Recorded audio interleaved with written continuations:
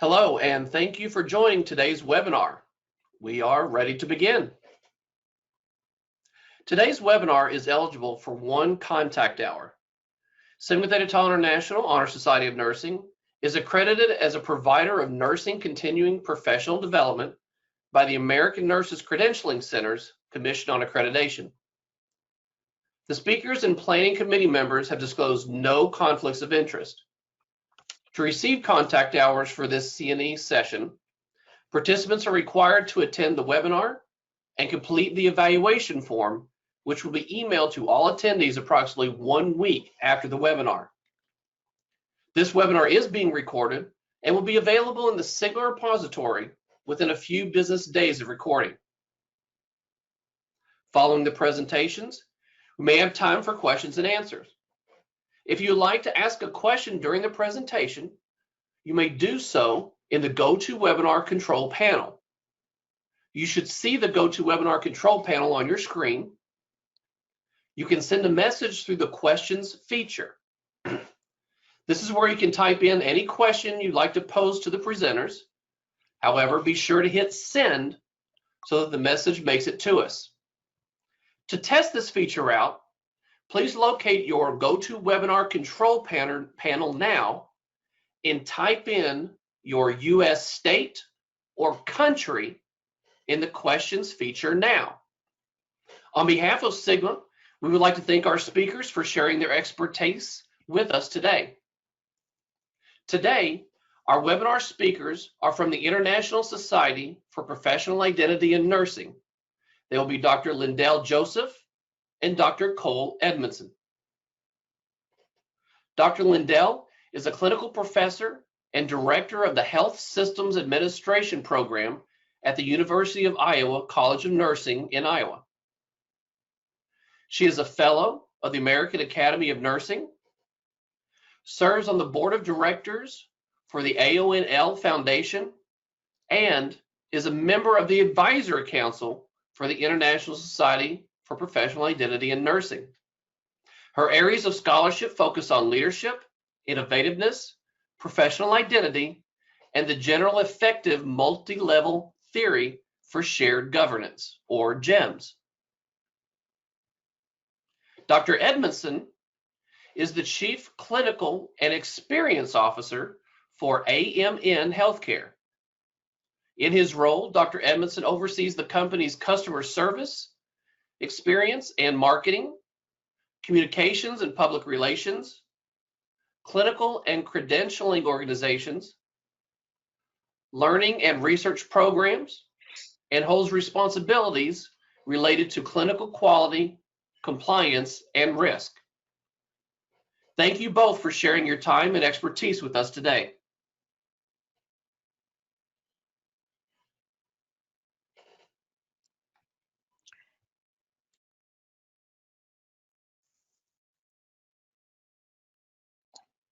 Thank you, Matt. Thank you so much. Thank you for allowing us to share with you the progress of the International Society for Professional Identity in Nursing. We're really excited to be here, and we look forward to answering your questions to the end. So our objectives today are threefold. We would like to discuss nursing's educational trajectory and our scientific quest. We would like to talk about the methodology for the evolution of the model and discuss the implications of the model through a socio-ecological perspective.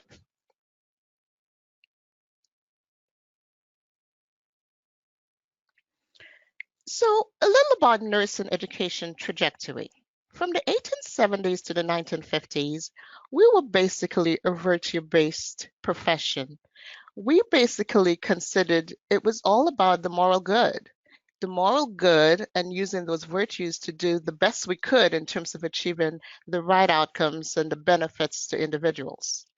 From the 1960s to the present day, we're focused more on a behaviorist type of perspective or approach. Basically, we've been utilizing competencies. Competencies meaning ensuring that people have the knowledge, the skills, the values, and the attitudes to practice nursing effectively.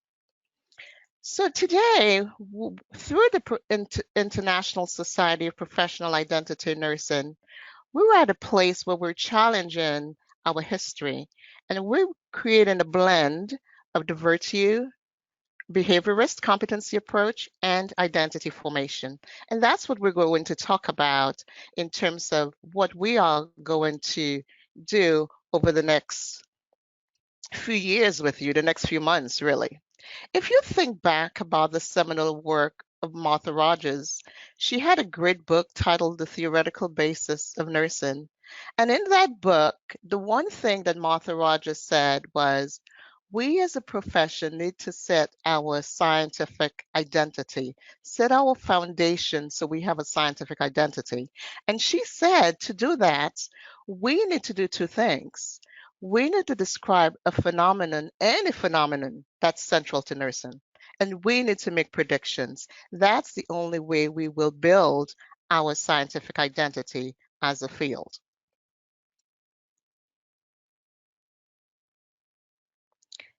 At the 2019 think tank, we were tasked with speed modeling. Basically, we were told we were divided into groups, maybe 10 groups, and people were tasked with creating a conceptual model for professional identity. So that was an interesting exercise because as I look back at Martha Rogers' book, there was a wonderful quote by Frederick Waisman. It said, the modeling of a system of concepts means nothing less than the creation of new language and new mode of thinking. So basically, we were being tasked, which was quite a creative thing, to create a new language, a new way of thinking based on this work that had been done in 2018, 2019. So it was quite a task. So as you could tell, through that, we were able to generate about 8 to 9 conceptual models that defined or described professional identity in a different way, basically using a visual. When Cole and myself, when we looked at these 10 or 12 different conceptual models that we had been given, we had to move back and say to ourselves, well, how do we take this? How do we really use this information and make it part of our foundation, our scientific foundation as a field? What we then did was that we used the Norris process for model development. And that consists of essentially 5 steps. The first step is to describe the phenomenon, which is what is it? The second step is to systemize the observation, and that means making sense of it with inductive or deductive approaches. The third step is to define the operation, is to come up with an operational definition. How will we know that someone is exhibiting or modeling professional identity? What does it look like operationally? The fourth step will be to construct the model, which is what Cole will speak about later. And the fifth step is to develop the hypotheses. So the first step was to describe the phenomenon. And what was truly insightful to me, I had 3 ahas as I went through the literature to get a sense of what exactly was professional identity in nursing so we could come up with a final model. The first key one was that it's a sense of oneself in relation to the profession and being a member of that profession. The second key thing was that formation tends to be learner focused and developmental in nature. And lastly, it says that understanding the drivers of developing a sound professional identity can enable educators and leadership to have a positive impact on an individual and a profession. And I was like, wow, that's profound. It's not all about education, but it's about education and leadership. So that allowed us to broaden our perspective to better understand the data that we had to make sense of. The second step was to systematize the observation. And what that really meant was make sense of it using inductive or deductive approaches, look at the relationships, etc. We were fortunate at the first think tank. We had an artist, and she was able to create an impact tree. And through iterations and through speaking to people, a very inductive process, she was able to use a tree to illustrate professional identity in nursing and exactly what it is that we did. So at the trunk of the tree, there were behaviors, the roots of the tree, the branches. So we had to look at these different elements within the tree to make some sense of what would that mean in terms of the conceptual model for professional identity in nursing. So we decided to do qualitative analysis, specifically content analysis. Cole and myself, we served as the two coders. And what we did, which is typical for content analysis, was that we identified the supercategories and the supportive codes for the different concepts that were uncovered. And many times we did have to, we had multiple sessions so we could achieve concordance with the data. So what did we learn?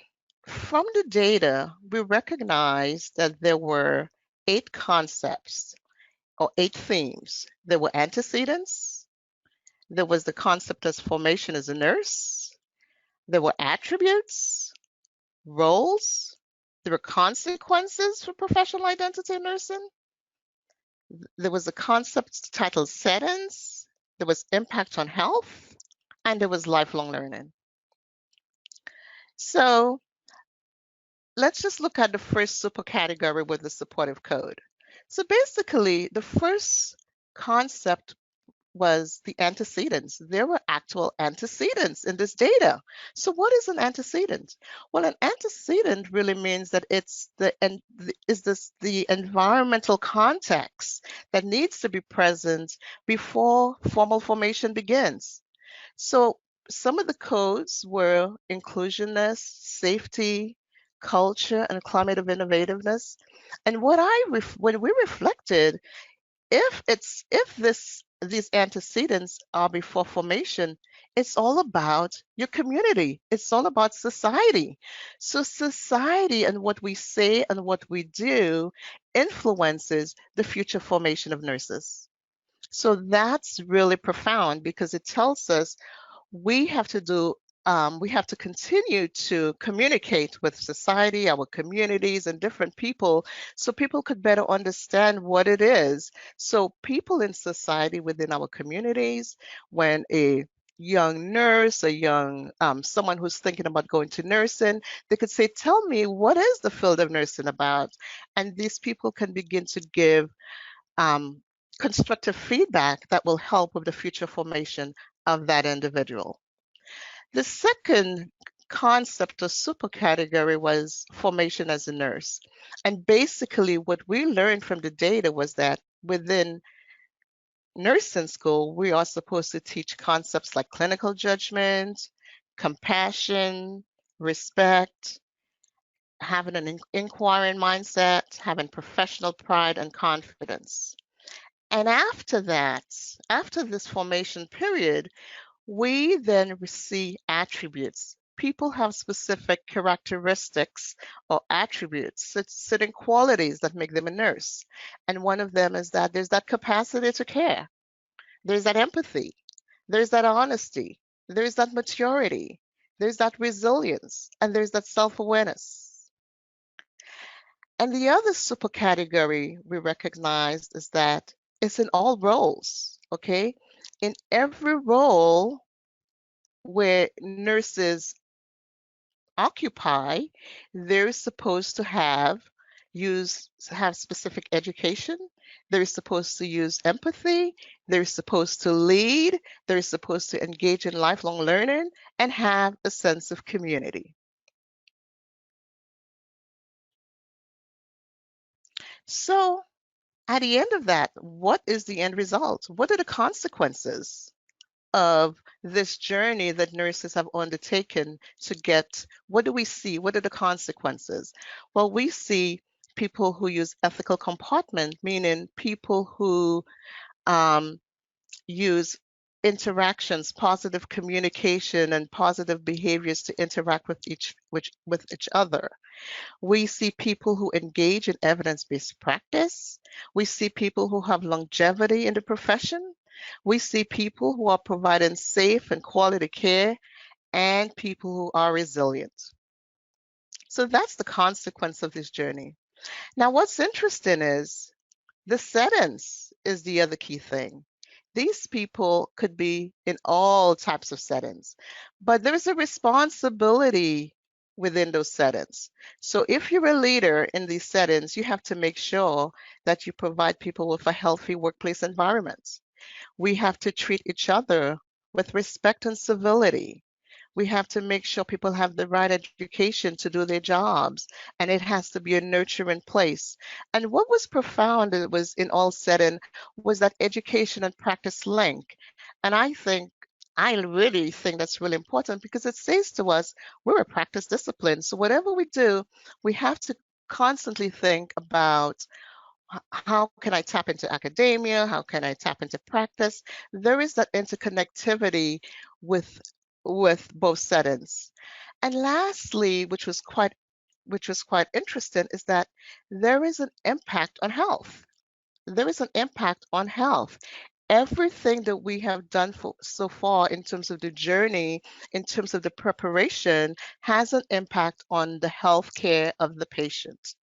So what we do in terms of our actions as nurses, how we accept diversity of the patients and diversity of others, how we utilize our knowledge at the point of care with different ways of knowing, how we provide patient-centered care, and how we take care of ourselves will ultimately impact patient care and the health of the patient. The last concept or supercategory is lifelong learning. And that really made sense if you think about it. Because at the end of the day, if we think back recently to like the COVID-19 pandemic, it was clear that our discipline, we need to continuously learn and grow and increase our capacities. So lifelong learning will be critical for this type of discipline, this type of profession of nursing.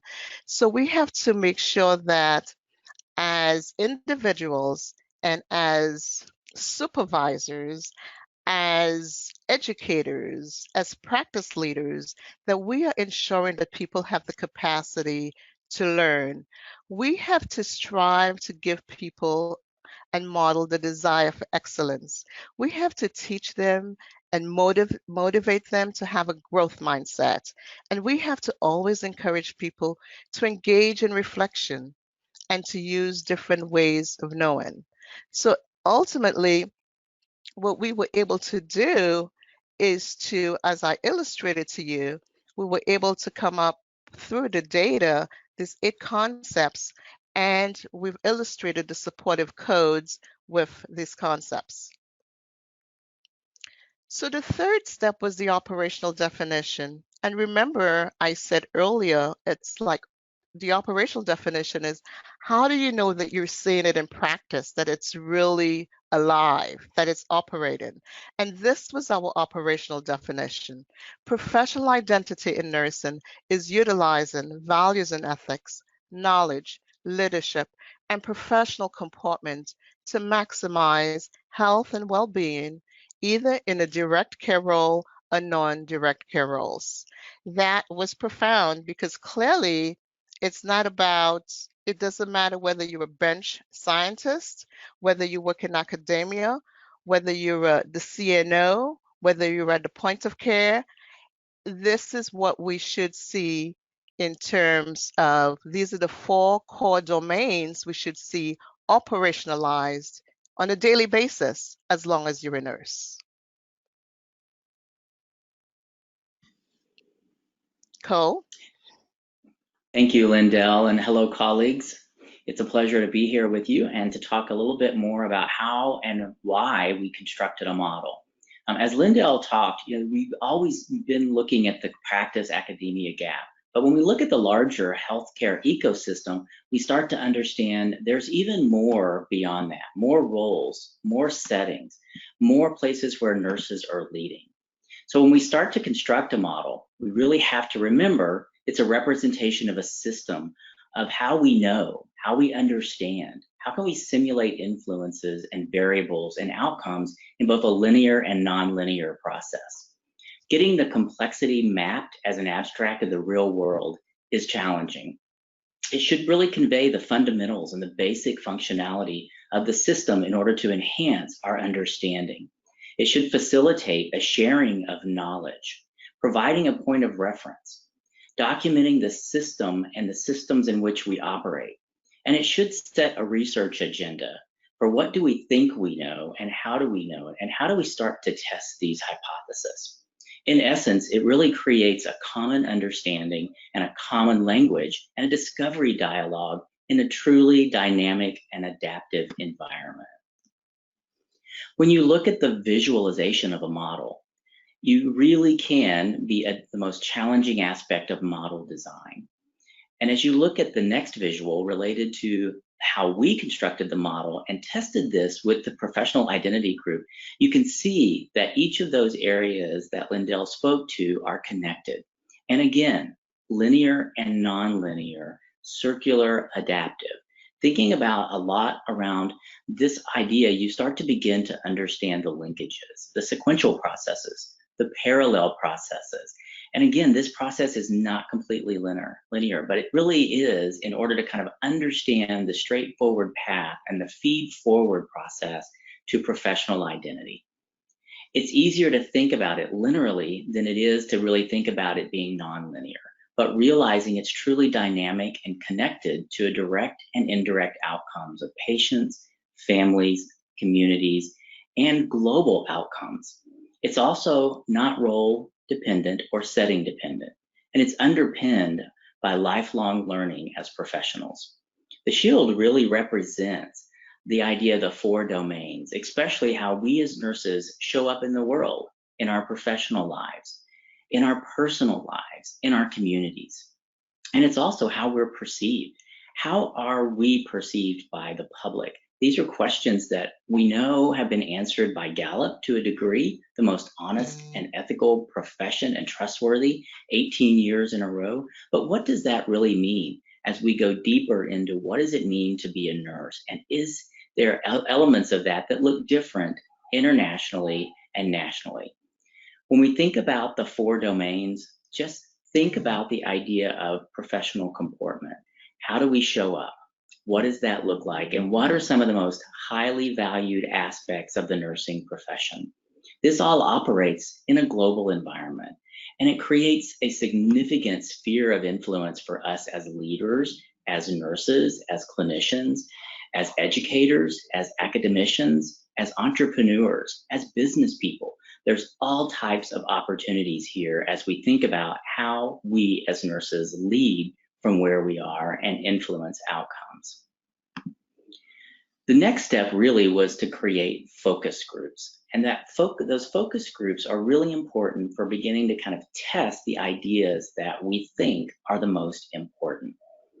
And when we think about what does that really look like and how does that show up in all of our work, we really do have to have focus groups so that we can talk through the idea of what does it mean to be a nurse? How do we advance the knowledge and the professional identity in nursing by verifying the model with nurses? Really thinking about how we in the United States have influenced the world and profession of nursing, but also internationally, what does that feel like and look like? So you really want to begin to think about how do you determine all of these ideas around the model, where it can be experiential. Is it global? Does it resonate? And we really have to continue to understand some of the anecdotes that we have that are representative of the model, identifying really which concepts resonate and don't resonate. And the idea that we move then into how do we think about developing our hypothesis, right? What is it that we believe we're going to learn by putting the professional identity through research? They're both the null and the hypothesis. And we have 5 hypotheses that have really been developed around this that we want to test. And those are, there's a relationship between professional identity and the formation of a nurse. There's a relationship between professional identity and lifelong learning. There's a relationship between professional identity and a positive work environment that is being developed by leaders in practice and academia and the healthcare ecosystem. And there's a relationship between professional identity in nursing and leadership style. There's the other thing we wanted to really understand is the null hypothesis, right? That we said, is there no difference between professional identity of nurses trained in the United States and versus those who are trained internationally? And the focus groups are what help us with this in the research that we begin to think about how does this model resonate across all of nursing? The idea that we can really test this in focus groups is incredibly powerful. And as we move into that, we really want to understand the experience of nurses globally, from their education, from the diversity and inclusion perspective, and also from the equity lens. What we don't want to do is create structural violence in nursing, globally or locally. When we think about really respecting the local moral world where nursing is developed, as Lindell talked about, that sense of community and the practice and the opportunities to really influence the profession and to do that in a very, very positive way. So why would we frame this in the socio-ecological model? Well, part of this is, as we believe, this really speaks to how we further develop the understanding of really the dynamic interactions between our profession, the individual, if you will, and the environment. These models really bridge the gap between the behavioral theories and focus on the settings and also the anthropological theories. As we introduced a concept model in the 1970s, the socio-ecological model, and then it was refined in the 80s and then continually redefined, at the core of the model is really the individual, the nurse, if you will. You might even say the profession of nursing. That individual is affected by and really modified by the immediate physical and social environment in which they operate, which you might say is the microsystem. As interactions among the systems and the environment occurs, we move also to the meso level, to the macro level, to the exo systems, and then on to the chronos systems as well. And we really try to influence that to understand the structure and availability of resources of the environment and how the individual thrives in the environment or develops and changes, and how their own behaviors actually influence the entire ecosystem. In its simplest terms, it's really systems theory. It's the idea that one thing affects another. The basic idea is that really when we think about one event, it connects to the next event, and there's a cascade effect, but there's a feed forward and a feedback loop that happens in systems theory. The idea of being able to change circumstances, but also not operating in a vacuum around this. So it's so important that we really think about this as not only from the individual, but think about the DNA of nursing and what it means for us, all the way to the political environment and the cultures in which we live and operate and actually practice as nurses. So it's not fully understandable unless we really think about our own development as an individual, as a member of a profession, and we start to understand our behaviors and take into account all of the elements within the ecosystem that changes us. The implications for this really at the individual level are really clear. We need to think about how we are being, how we are acting, and how we're feeling as a nurse. We need to provide self-leadership as well. And we also need to practice self-care. These are all things that we think the socio-ecological model tells us about nursing and the profession of nursing. We also see then at the microsystem level that there's social networks, there's communities of practice, there's modeling that takes place at the unit level, at the organizational level, at the community level, the national level, and the international level, which is why it's so powerful for us to think about the idea of how we show up, how we practice, how we're educated, what our common language is, and what our common education is. If we think also then a little bit about kind of the exosystem, and you might say that could be the organization or even the community in this model, then we think about how do we create positive work environments?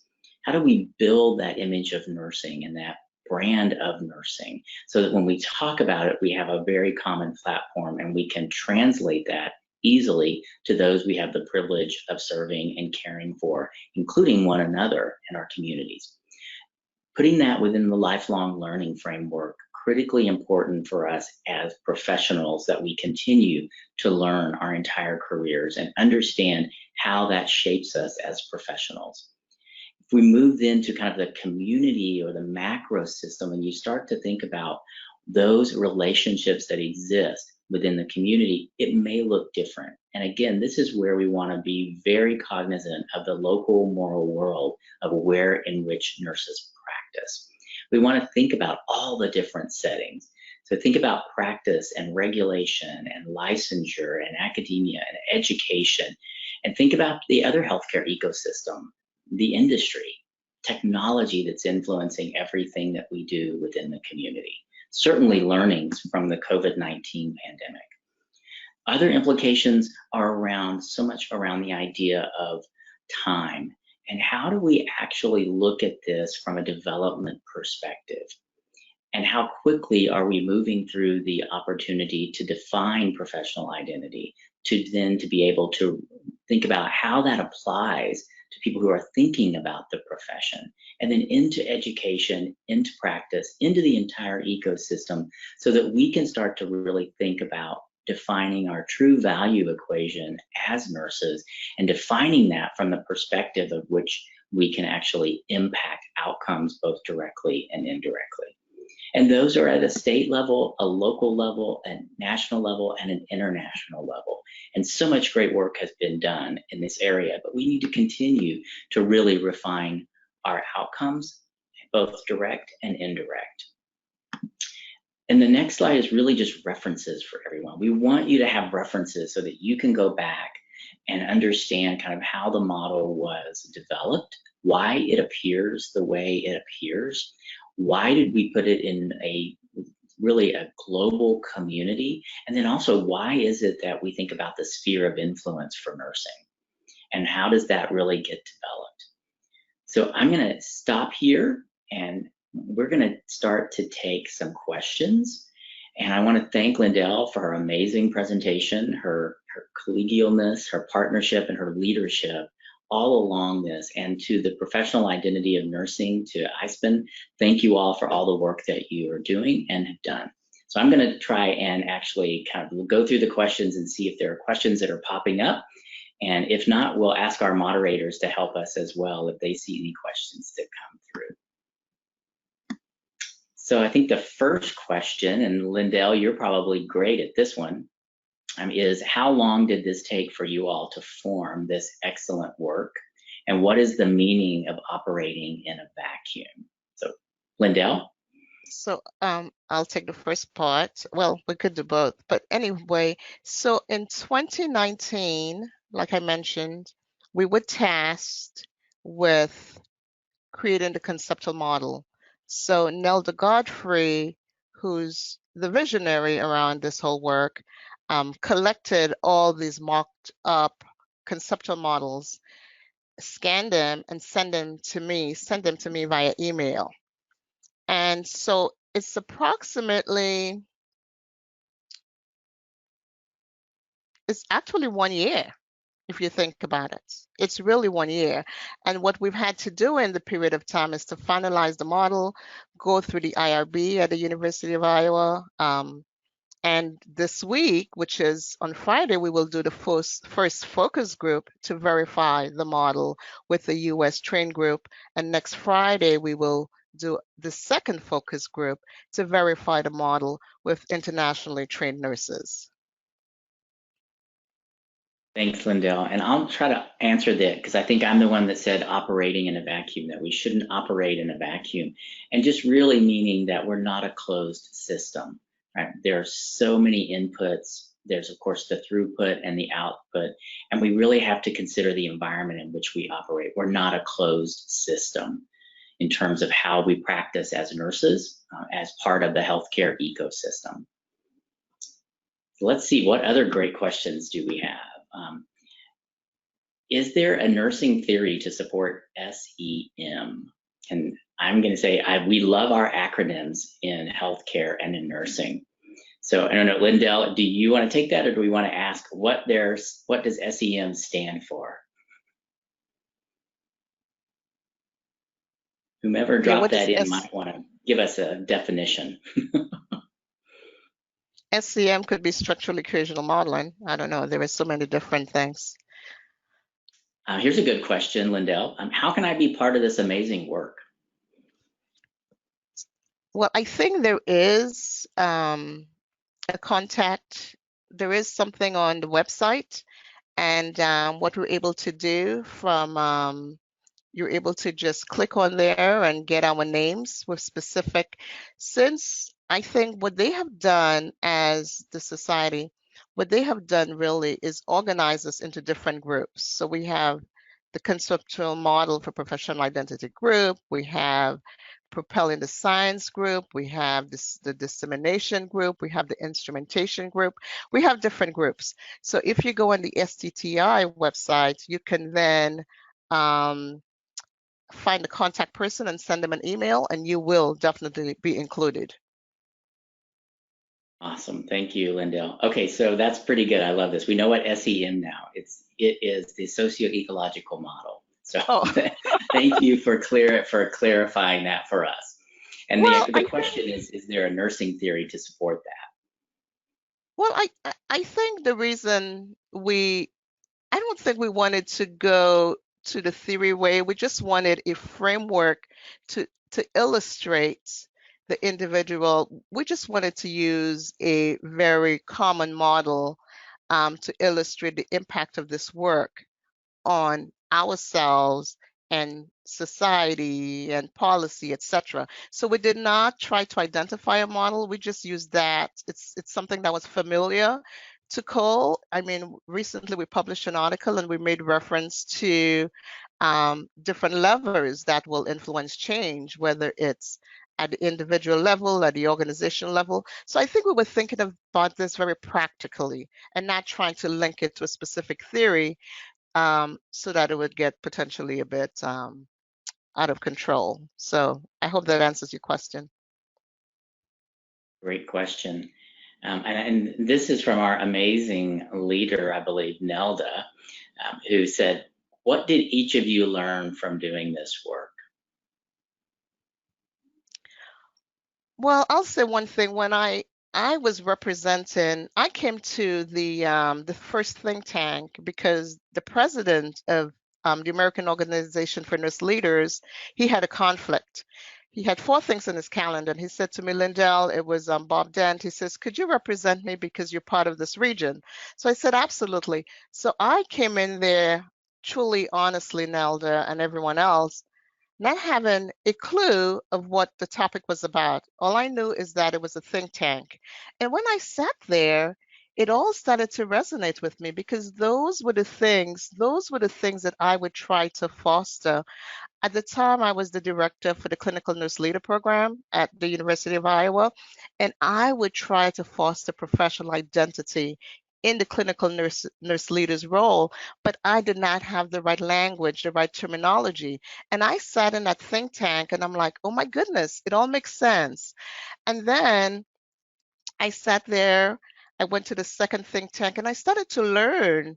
And from that, Nelda said, would you like to do specific tasks or would you like to join specific groups? And I joined the advisory group. And so I think the opportunity allowed me to use my skills and my knowledge to help advance the work.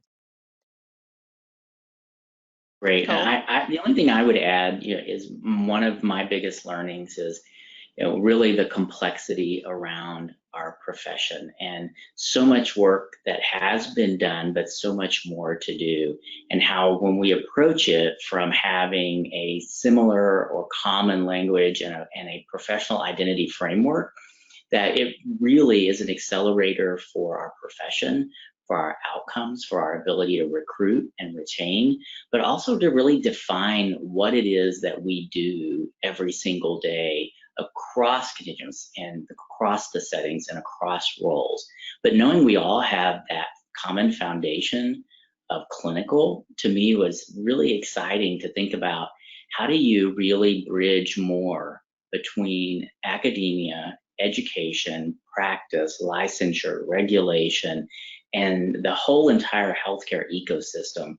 And work like this, to me, seems to bring us together in so many amazing ways that we can then really have a very different conversation.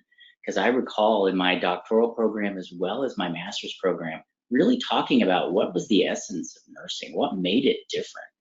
And it was 3 months of wonderful dialogue and debate, and I'm not sure we came up with an answer. So this is a really great way for us to revisit some of those foundational questions that other professions have visited and actually resolved and can now speak to their full professional identity overall. So I look forward to that day when we are able to really get that common language across all of nursing, no matter where you are, and into the healthcare sectors, no matter where you practice or what you do. And I have to thank Elda for the opportunity. That's right. Right, and I would just like to add that today, the last couple of days, there's the AACN conference, and they released a draft of the essentials. And in the essentials, the word professional identity is actually in there. So that's exciting, because if we can begin to utilize the language and begin to be accountable for it, then I think it will help us to move forward as a profession, as a group. So I'm really looking forward to seeing the work at that end. But I mean, we've been moving forward, right? We've been doing these webinars. We've been having impacts. We've been having impact on the community. Regulations are working together. Practice, academia. So we're moving in the right direction. I totally agree.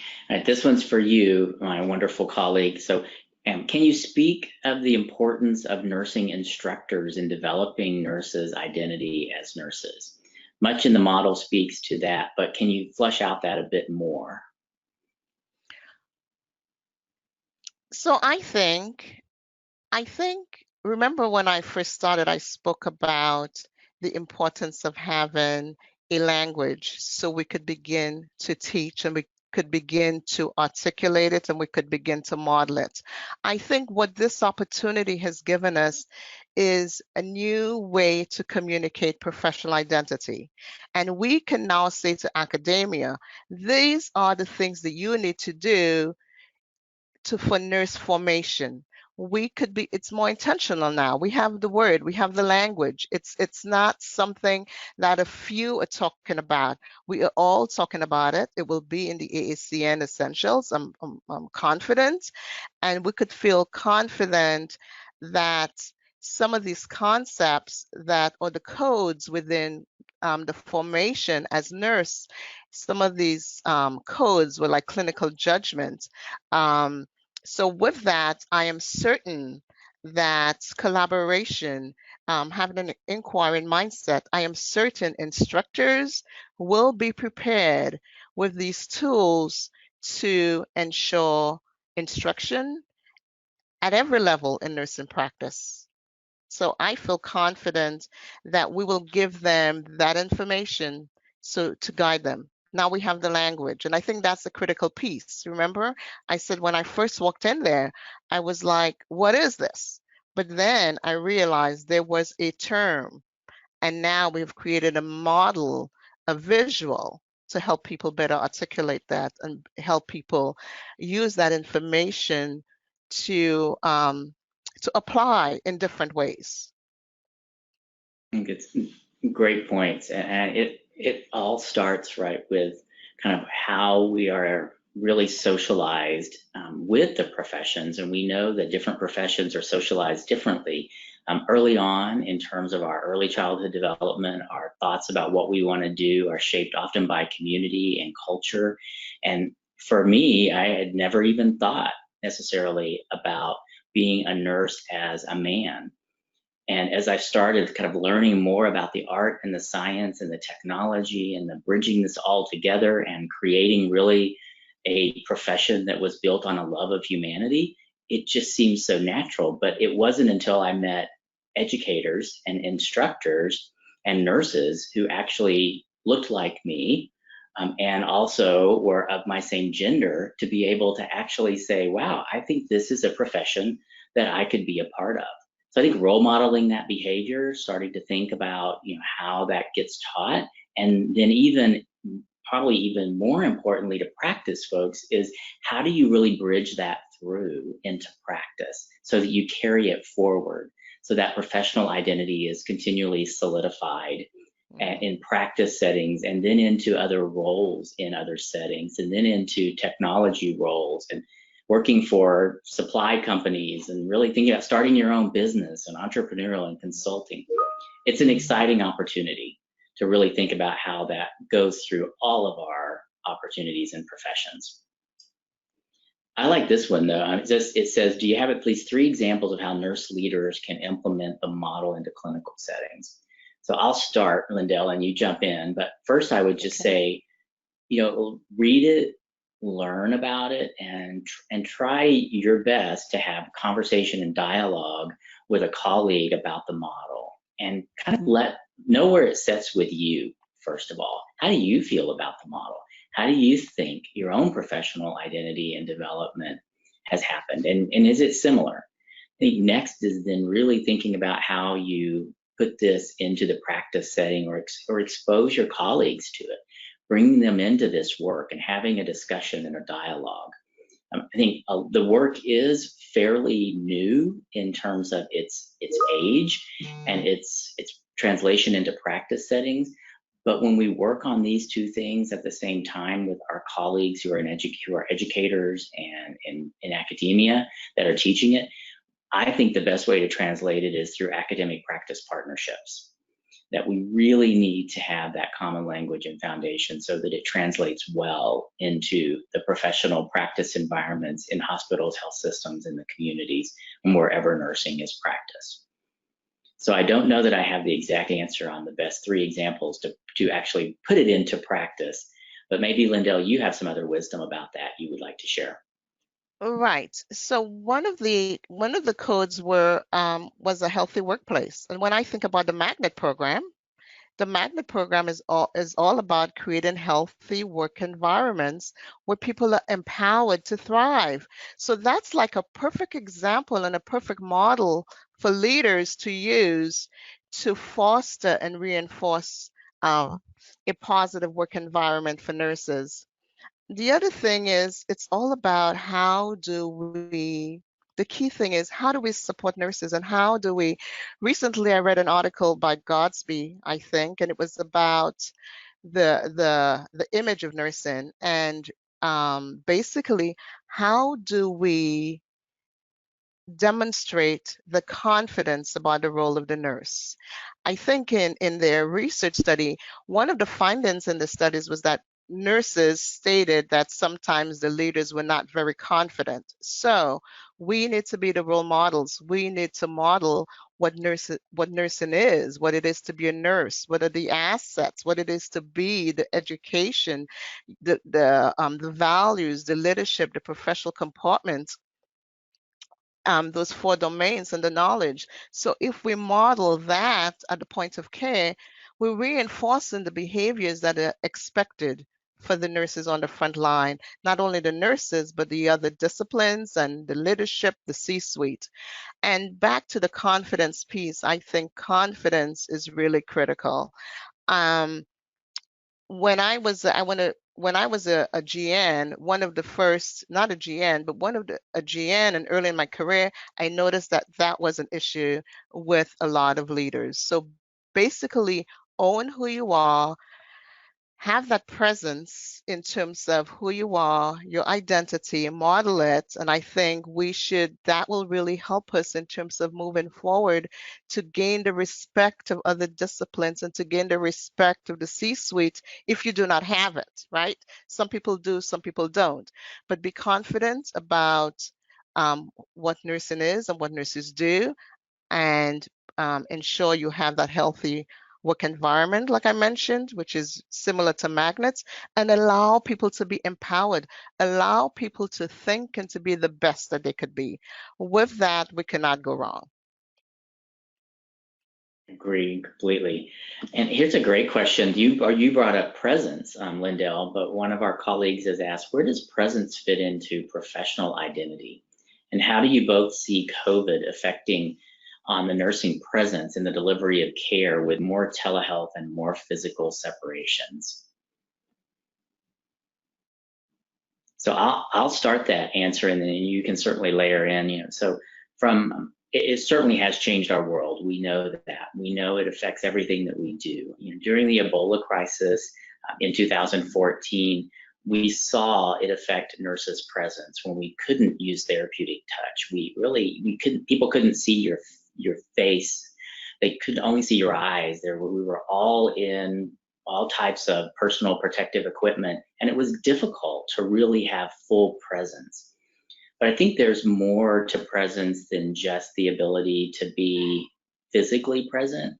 We're present with you guys now, and I already feel a warm connection about what we're doing and what we're talking about and the conversation that we're having.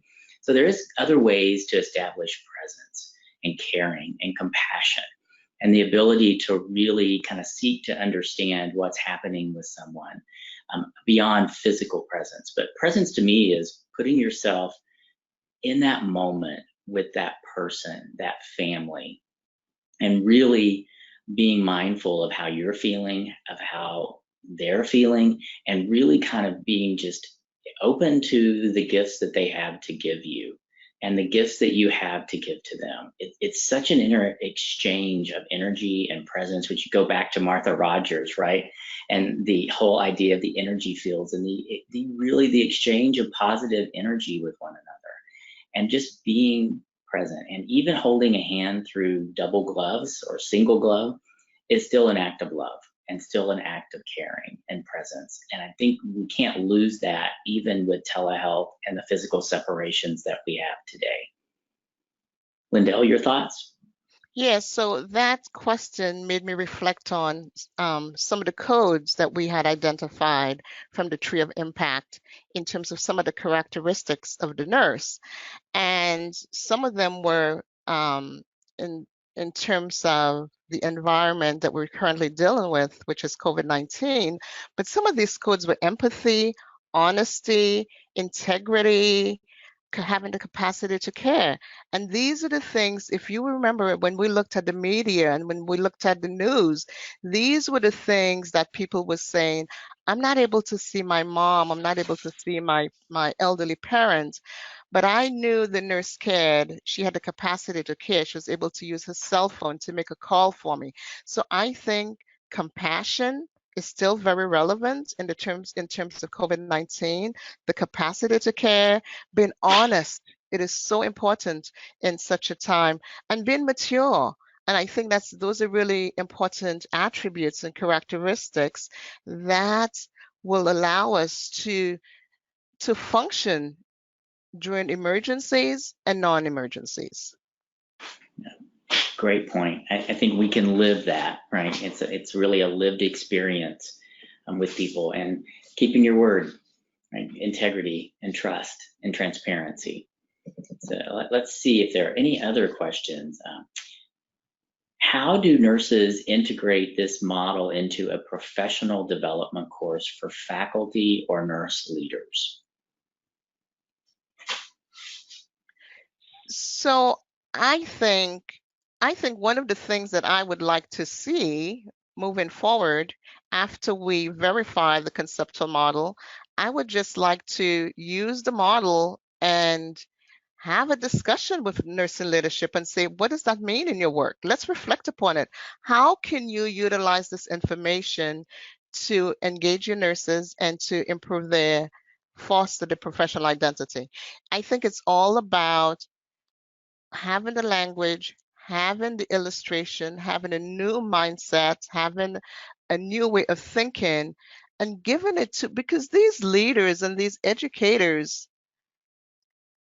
I think this is going to resonate. I think we have been missing a word. We've been missing the language. We've been missing that mode, that way to think. And now it's here. So now we just have to tap into these people and their expertise and say, help us to figure this out. How are we going to make this a reality in your setting? So going to the people on the front lines or in all types of settings, whether it's bench science, because remember we spoke about different settings, and tapping them and helping them help us move this work forward. Agreed. Well said, colleague. So let's see, other questions that we have here. What future research do you suggest that we work on that is relevant to this topic? Any thoughts beyond the hypothesis that we put forward, Lindell, of other areas of research we should be looking into? So I know we're both part of the Propelling the Science group, and that group will be next month's webinar, I believe. And one of the things I heard Lynn speak about was looking at these characteristics and these antecedents within the model and beginning to do a deeper dive in terms of exploring some of these concepts in relation to professional identity. So I think this conceptual model provides a framework so researchers can begin to say, I want to study that component. I do, I don't. And I think when you look at the literature, there are other people, even within our group, which Lynn will speak about. We are currently creating an instrument with, I think, the University of Washington. I hope I'm saying the right university. And through Nelda, and I think Nelda is a critical part of that group. She's working with them. So there are so many different, we'll have an instrument that we're working on. We have a survey by Beth Phillips from Duke University. So we have an instrument, we have a survey, we have this model. So these are all opportunities for further research. Agreed. And I would add a couple of areas that we may want to think about into kind of research, especially as the focus groups come to fruition and we learn what we can from our colleagues. One is just really around the ethics of nursing and care and how well are nurses educated in true ethics models. I think the other piece is then about the kind of the financial stewardship of nurses and how does that impact the overall care being delivered in terms of the cost of care, but also the outcomes, the job enjoyment and satisfaction of nurses as they are in the profession as well. So there is definitely an element of kind of financial stewardship that we probably need to explore as well around our profession. I think those are all great ideas, and they keep us thinking more and moving forward. Let's see, and look down here for any other. I think we are almost at time. So that was our last question. So thank you all. And we're going to turn it over to Matt. We are at time. Thank you so much to our presenters today for all the great information, and to all of you who gave our questions in the queue for us. Sigma is grateful that you took the time to share this information with our audience, and we look forward to hearing more from you in the future. As a reminder to our attendees, please submit the state or country you are from in the questions feature. We hope you've enjoyed this webinar. Be sure to check out Sigma's upcoming webinars, podcasts, and resources to support you and your colleagues at www.sigmanursing.org. Also, previously recorded webinars and podcasts are freely available on the Sigma repository. Thank you for joining us, and have a wonderful rest of your day.